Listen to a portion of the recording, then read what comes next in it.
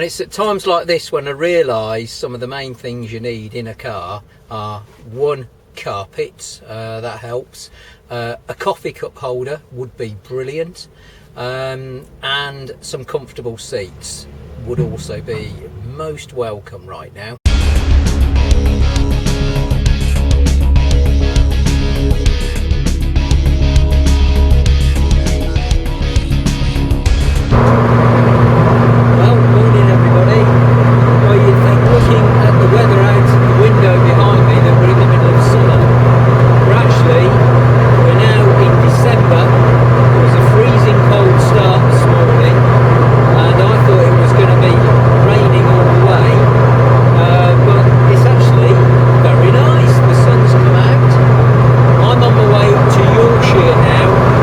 With my friend Allan. You might remember he went out and bought a Mercedes AMG A45, and he's had it about a month now, so I thought I'd jump in the Lotus and take it on a nice long drive up to Yorkshire. Well, I'm about halfway up to Yorkshire and I've just pulled into my first service stop, about halfway, and thank God. Really noisy, really bumpy, rattly ride, so I'm going to go in McDonald's, get a coffee and prepare for the next half of the journey. Well, I've just had a coffee and a burger and I'm feeling a bit better now, but I'm being starkly reminded of just how poor the Lotus is when it comes to long distance travelling. I'm going to give you a quick look round now. You can see conditions in here are pretty cramped.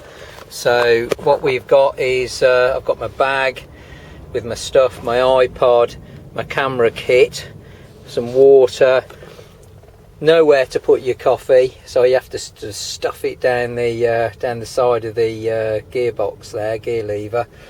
So it's pretty cramped in here, and it's at times like this when I realise some of the main things you need in a car are: one, carpets, that helps, a coffee cup holder would be brilliant, and some comfortable seats. Okay, let's get back on our way up to Yorkshire. Once you've had a break and you first set off in this car, it feels absolutely great. You're driving down these little back roads. It's just when you get on the motorway that things start to get a bit uncomfortable. Woo. At last the roads have opened up a bit. The sun's out. Got a bit of clear motorway on a very smooth bit of tarmac. Now we're onto these open roads. I can't believe I'm actually enjoying driving on the motorway. Once you get out of that horrible southern traffic and onto these beautiful clear motorways, this is actually not too bad. I'm actually enjoying this now.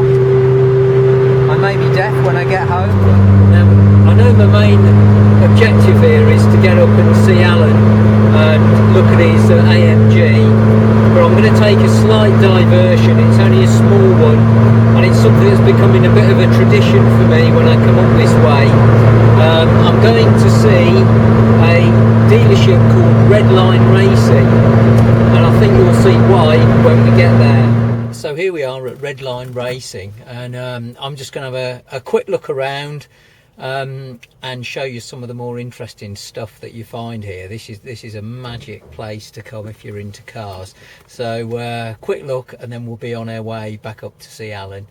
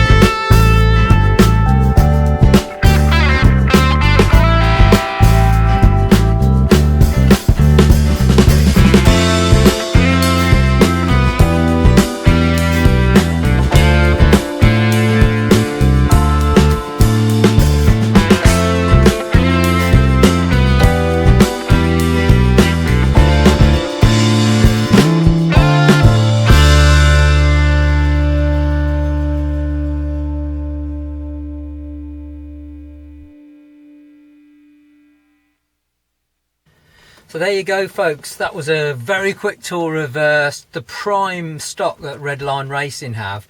I'll be honest, that was a very quick tour because you've only seen there not even a quarter of the stock that they have. They have loads more stuff outside which you just haven't got time to film. So here's my car covered in mud.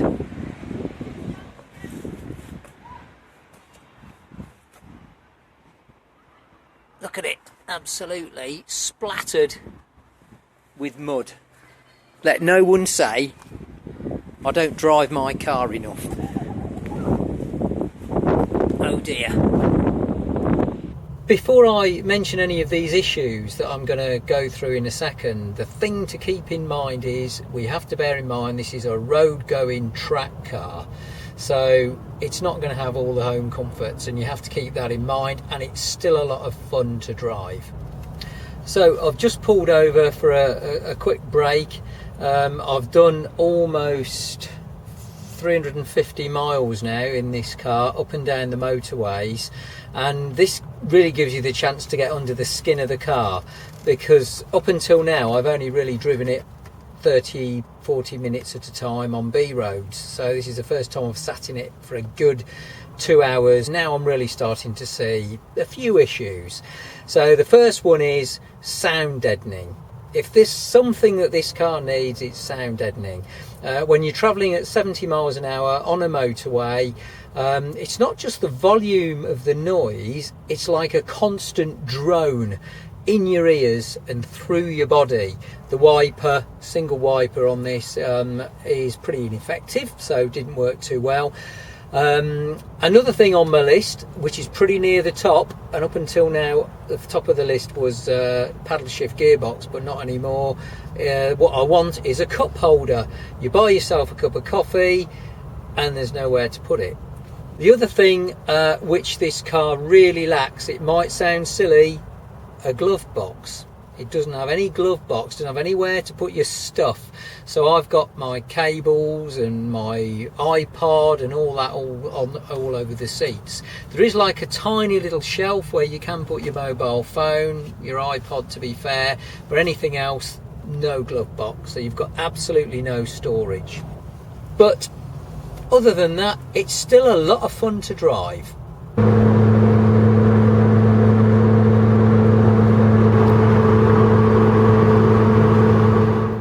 Well, I'm finally back after a 400-mile round trip in the Exige. The car performed flawlessly all the way, and while it's certainly not the kind of journey I would want to do again in this particular car for reasons that I've already explained, it still hasn't changed the fact that it's a really fun and thrilling car to drive.